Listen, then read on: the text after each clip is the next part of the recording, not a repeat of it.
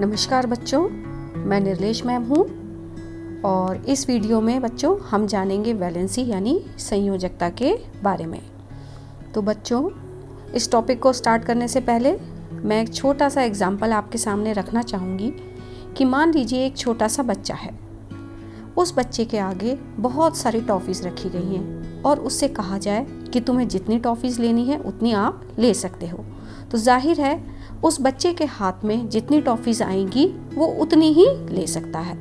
अगर कोई बड़ा बच्चा होगा तो उसका हाथ का साइज़ बड़ा होगा और उसके हाथ में ज़्यादा टॉफ़ीज़ आ जाएंगी। अब जाहिर है एक छोटा सा बच्चा उन टॉफ़ीज़ को लेके संतुष्ट हो जाता है और वो अपनी टॉफ़ीज़ किसी और के साथ ज़्यादातर शेयर नहीं करना चाहता। इसी तरह बच्चों, प्रकृति के अंदर भी जो एटम्स हैं वो स्टेबल रहना चाहते हैं, यानी कि वो किसी और के साथ रिएक्ट नहीं होना चाहते हैं, वो न्यूट्रल रह करके स्टेबल रहना चाहते हैं। और कोई भी एटम स्टेबल रहने के लिए अपने आउटर मोस्ट शेल को कंप्लीटली फिल करना चाहता है। Wants outermost shell to be filled, यानी कि उसका जो आउटर मोस्ट शेल है, जैसा कि हम बोर्स मॉडल में पढ़ते हैं के, एल, एम और एन। तो अगर उसका आउटर मोस्ट शेल के है तो वो के को पूरा फिल करना चाहता है। अगर उसका आउटर मोस्ट शेल मान लीजिए एम है तो वो एम को पूरा फिल करना चाहता है। और जैसा कि ऑक्टेट रूल के हिसाब से बच्चों हम ये जानते हैं, यानी अष्टक नियम के हिसाब से बच्चों हम ये जानते हैं कि आउटर मोस्ट शेल के अंदर मैक्सिमम 8 इलेक्ट्रॉन्स हो सकते हैं। के शेल के अंदर मैक्सिमम 2, फिर 8, फिर 18 और अगर आउटर मोस्ट है तो उसके अंदर मैक्सिमम 8 इलेक्ट्रॉन्स होंगे। तो हर एलिमेंट ये चाहता है कि उसके आउटर मोस्ट में 8 इलेक्ट्रॉन्स हो जाएं ताकि वो स्टेबल हो जाए और वो किसी और एलिमेंट के साथ रिएक्ट ना करे। चलिए बच्चों, इसको हम एक एग्जाम्पल के ज़रिए समझते हैं। मान लीजिए हमने एक एलिमेंट लिया मैग्नीशियम। मैग्नीशियम का एटॉमिक नंबर होता है 12। अगर इसकी इलेक्ट्रॉनिक कॉन्फ़िगरेशन यानी कि इलेक्ट्रॉन विन्यास लिखा जाए तो वो हो जाएगा पहले शेल में 2, दूसरे में 8, 8 और 2 10, 10 और 2 12। अब ध्यान दीजिए बच्चों, ये पहला शेल के है, एल और एम। इसके आउटर मोस्ट में 2 इलेक्ट्रॉन है। अब अगर मैग्नीशियम चाहता है कि उसके आउटर मोस्ट में 8 हो जाएं तो इसके 2 तरीके हैं। या तो वो 6 इलेक्ट्रॉन्स ले ले किसी और एलिमेंट के एटम से, या फिर वो अपने 2 इलेक्ट्रॉन्स किसी को दे दे। अगर वो अपने 2 इलेक्ट्रॉन्स दे देगा तो उसका जो एम शेल है वो ख़त्म हो जाएगा और बाहरी शेल एल हो जाएगा और उसके आउटर मोस्ट में 8 हो जाएंगे। लेकिन दोनों में से 2 इलेक्ट्रॉन्स को लूज करना ज़्यादा आसान है और 6 इलेक्ट्रॉन्स को गेन करना ज़्यादा मुश्किल है। कम इलेक्ट्रॉन्स का लेना और देना आसान होता है बच्चों, और ज़्यादा इलेक्ट्रॉन्स हो तो उनको लूज करना या गेन करना मुश्किल होता है क्योंकि उसके लिए ज़्यादा एनर्जी चाहिए। इसलिए मैग्नीशियम अपने 2 इलेक्ट्रॉन्स लूज करेगा और 6 इलेक्ट्रॉन नहीं लेगा। वो 2 इलेक्ट्रॉन लूज करेगा तो वो स्टेबल हो जाएगा और उसके आउटर मोस्ट में 8 हो जाएंगे। अब उसने 2 इलेक्ट्रॉन्स लूज किए तो मैग्नीशियम की वैलेंसी बच्चों 2 हो गई। आइए एक दूसरे एग्जाम्पल से और समझते हैं। सोडियम के अंदर बच्चों इलेक्ट्रॉन्स होते हैं 11। अगर हम सोडियम की इलेक्ट्रॉनिक कॉन्फ़िगरेशन लिखें तो फर्स्ट शेल में 2 आएंगे, दूसरे में 8 और लास्ट शेल में 1। यहाँ पर भी बच्चों हम देख सकते हैं कि जैसा कि आउटर मोस्ट शेल के अंदर एक इलेक्ट्रॉन है, तो सोडियम के लिए एक इलेक्ट्रॉन लूज करना आसान है, या फिर वो 7 इलेक्ट्रॉन्स को गेन करे तब आउटर मोस्ट शेल में 8 होंगे। लेकिन एक इलेक्ट्रॉन लूज करना आसान है, इसलिए सोडियम एक इलेक्ट्रॉन लूज करेगा तो उसकी वैलेंसी हो गई 1। तो इन 2 एग्जाम्पल से बच्चों हम ये समझ सकते हैं कि कोई भी एटम अपने आउटर मोस्ट शेल में 8 इलेक्ट्रॉन रखने के लिए या तो इलेक्ट्रॉन्स को लूज करेगा या फिर वो इलेक्ट्रॉन्स को गेन करेगा। जैसा कि हम मैग्नीशियम के केस में देख सकते हैं, मैग्नीशियम ने 2 इलेक्ट्रॉन लूज किए यानी किसी को दे दिए। किसको दिए? किसी और एलिमेंट को दिए, तो उसकी वैलेंसी 2 हो गई। सोडियम ने 1 इलेक्ट्रॉन लूज किया यानी 1 इलेक्ट्रॉन किसी को दे दिया। अगर वो 1 इलेक्ट्रॉन किसी को दे देता है तो उसकी जो इलेक्ट्रॉनिक कन्फिग्रेशन है वो स्टेबल हो जाती है, उसके बाहरी कक्ष में 8 हो जाते हैं, इसलिए उसकी वैलेंसी 1 हुई। अब ये जो इलेक्ट्रॉन्स हैं बच्चों जो लूज और गेन हो रहे हैं, ये किसी और एलिमेंट के एटम को दिए जाते हैं और तभी दोनों एलिमेंट्स के अंदर बॉन्ड बनता है। यानी जब इलेक्ट्रॉन्स का लॉस और गेन होता है तो बॉन्ड बनता है, वो दोनों आपस में अट्रैक्ट होते हैं। बॉन्ड के बारे में हम अपनी आने वाली वीडियोस के बारे में डिस्कस करेंगे। फिलहाल एक एग्जांपल और लेते हैं। ये है क्लोरीन। क्लोरीन का एटॉमिक नंबर 17 होता है, यानी इसमें 17 इलेक्ट्रॉन्स होते हैं। तो आइए इसकी इलेक्ट्रॉनिक कन्फिग्रेशन लिखते हैं। पहले शेल में 2 हो जाएंगे, दूसरे में 8 और 2 10, बाकी बचे 7, वो आउटर मोस्ट में। अब इसके लिए बच्चों आप सोच सकते हैं क्या आसान है, या तो ये 7 इलेक्ट्रॉन्स को लूज करे या 1 इलेक्ट्रॉन को गेन करे। तो जाहिर सी बात है 1 इलेक्ट्रॉन गेन करना इसके लिए आसान है। तो क्लोरीन किसी दूसरे एलिमेंट से जब भी रिएक्ट करेगा, बॉन्ड बनाएगा, तब वो 1 इलेक्ट्रॉन ले लेगा और इसके आउटर मोस्ट में फिर 8 हो जाएंगे और ये स्टेबल हो जाएगा। इसलिए क्लोरीन की वैलेंसी होती है बच्चों 1। एक एग्जाम्पल से और समझते हैं इसे। सल्फर का एटॉमिक नंबर होता है 16। अगर इसकी इलेक्ट्रॉनिक कन्फिग्रेशन हम लेते हैं तो पहले में 2, दूसरे शेल में 8 और तीसरे में बच्चों 6 हो जाएंगे। अब इसके आउटर मोस्ट में 6 इलेक्ट्रॉन्स हैं। 8 करने के लिए 2 तरीके हैं, या तो वो 2 इलेक्ट्रॉन्स को गेन करे तो उसके 8 हो जाएंगे, वो उसके लिए इजी है, या फिर वो 6 इलेक्ट्रॉन्स को लूज करे। लेकिन 6 इलेक्ट्रॉन्स को लूज करना बहुत मुश्किल है, इसलिए जो सल्फर है बच्चों वो क्या करता है, वो 2 इलेक्ट्रॉन्स को गेन करता है। अब उसने 2 इलेक्ट्रॉन्स को गेन किया तो उसकी वैलेंसी हो गई 2 गेन करने से इसके आउटर मोस्ट के अंदर 8 हो जाएंगे, यानी 2, 8 और 8 हो जाएंगे, फिर ये स्टेबल हो जाएगा। तो यहाँ आप देख सकते हैं बच्चों, मैग्नीशियम की वैलेंसी 2, सोडियम की 1, क्लोरीन की 1 और सल्फर की 2 किस तरह से हुई, यानी इलेक्ट्रॉन्स को गेन करने से या इलेक्ट्रॉन्स को लूज करने से। अब हम एक चीज़ और देखेंगे, क्या सिर्फ 8 इलेक्ट्रॉन्स ही बाहरी शेल में होते हैं? हम एग्जाम्पल लेते हैं हाइड्रोजन का। हाइड्रोजन का एटॉमिक नंबर है 1 और अगर इसकी इलेक्ट्रॉनिक कन्फिग्रेशन हम करते हैं तो 1 ही आएगा, यानी इसके अंदर एक ही शेल होता है K।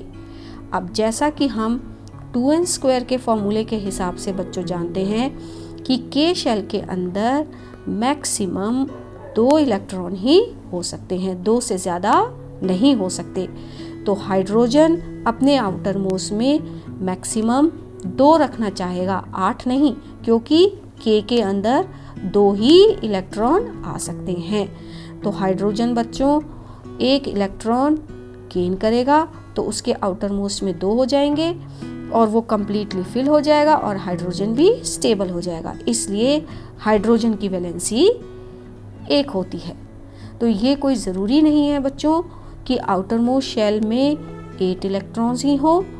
मोस्टली 8 ही होते हैं एक्सेप्ट हाइड्रोजन, क्योंकि हाइड्रोजन में सिर्फ 1 शेल होता है। अब हम आते हैं हीलियम के एग्जाम्पल पे। हीलियम का एटॉमिक नंबर बच्चों 2 होता है। तो इसके आउटर मोस्ट शेल में K में मैक्सिमम 2 आ सकते हैं। तो ऑलरेडी ही इसके अंदर 2 हैं। जब पहले ही हीलियम के पास 2 हैं, आउटर मोस्ट पूरा फिल्ड है, outer most is completely filled. तो इसलिए हीलियम ना तो किसी से इलेक्ट्रॉन गेन करता है और ना ही ये किसी को इलेक्ट्रॉन लूज करता है। इसलिए हीलियम बच्चों किसी के साथ रिएक्ट नहीं करता है। ऐसी गैसेस या ऐसे एलिमेंट्स जो किसी के साथ रिएक्ट नहीं करते, क्यों? क्योंकि इनका जो शेल है वो कंप्लीटली फिल होता है। ऐसे एलिमेंट्स को हम कहते हैं इनर्ट गैसेस या इनर्ट एलिमेंट्स। इसके बारे में और हम आने वाली वीडियोस में जानेंगे बच्चों। तो फिलहाल इस वीडियो से आपको इतना ज़रूर समझ में आ गया होगा कि वैलेंसी का मतलब यानी संयोजकता किसको कहते हैं। तो बच्चों अब तक आपको ये समझ में आ गया होगा कि आउटर मोस्ट शेल में हाइड्रोजन और हीलियम में 2 इलेक्ट्रॉन्स होते हैं और बाकी के एलिमेंट्स में मोस्टली 8 इलेक्ट्रॉन्स होते हैं। और आउटर मोस्ट शेल में 2 करने के लिए या 8 करने के लिए कोई भी एटम जितने इलेक्ट्रॉन्स को लूज या गेन करेगा वो उस एटम की वैलेंसी हो जाती है। और जब बच्चों इलेक्ट्रॉन्स का लूज और गेन होता है, यानी एक एलिमेंट इलेक्ट्रॉन देता है और लेगा कौन? कोई दूसरा एलिमेंट, तो दोनों के बीच बॉन्ड बनता है, यानी हाथ मिलाना। जैसे कि 2 बच्चे आपस में मिलके दोस्त बन जाते हैं, इसी तरह ये इलेक्ट्रॉन्स एक दूसरे के साथ लूज और गेन करके जो एटम्स हैं वो आपस में बॉन्ड बनाते हैं और ऐसे बॉन्ड को बच्चों बोला जाता है आयोनिक बॉन्ड। आयोनिक बॉन्ड के बारे में डिटेल्स में हम आने वाली वीडियोस में समझेंगे। अब हम एक एग्जाम्पल और लेते हैं बच्चों कार्बन का। कार्बन का एटॉमिक नंबर होता है 6 और अगर इसकी इलेक्ट्रॉनिक कॉन्फ़िगरेशन हम लिखें तो पहले शेल में 2 और दूसरे में 4। अब ये कार्बन क्या करेगा? या तो ये 4 इलेक्ट्रॉन्स लेगा या ये 4 इलेक्ट्रॉन्स लूज करेगा, क्योंकि अगर लूज करेगा तो ये आउटर मोस्ट शेल खत्म हो जाएगा और 2 K जो है इसका आउटर मोस्ट हो जाएगा और वो कंप्लीटली फिल हो जाएगा। या फिर ये 4 इलेक्ट्रॉन्स लेगा, लेकिन जैसा कि मैंने आपको बताया था बच्चों, 3 से ज़्यादा इलेक्ट्रॉन्स अगर होते हैं तो उनका गेन और लॉस बहुत मुश्किल होता है, उसके लिए एनर्जी बहुत ज़्यादा चाहिए। लेकिन यहाँ तो 4 इलेक्ट्रॉन से कम पे बात नहीं बनेगी। तो ऐसे केसेस के अंदर बच्चों जो एलिमेंट है वो इलेक्ट्रॉन्स की शेयरिंग करता है, यानी कि कार्बन दूसरे एलिमेंट के साथ अपने इलेक्ट्रॉन्स शेयर करेगा और दूसरे एलिमेंट के एटम्स को खुद भी शेयर करेगा। जिस तरह से कोई एक छोटा बच्चा अगर आइसक्रीम खा रहा है और मान लीजिए उसे किसी दूसरे बच्चे की आइसक्रीम भी अच्छी लग रही है, तो दोनों बच्चे आपस में आइसक्रीम को शेयर करेंगे अगर उन दोनों को एक दूसरे की आइसक्रीम फेवरेट है। इसी तरह बच्चों जो एलिमेंट्स में 3 से ज़्यादा इलेक्ट्रॉन्स लेने पड़ रहे हैं या देने पड़ रहे हैं, उन केसेस में लॉस और गेन नहीं होता, उन केसेस में इलेक्ट्रॉन्स की शेयरिंग होती है।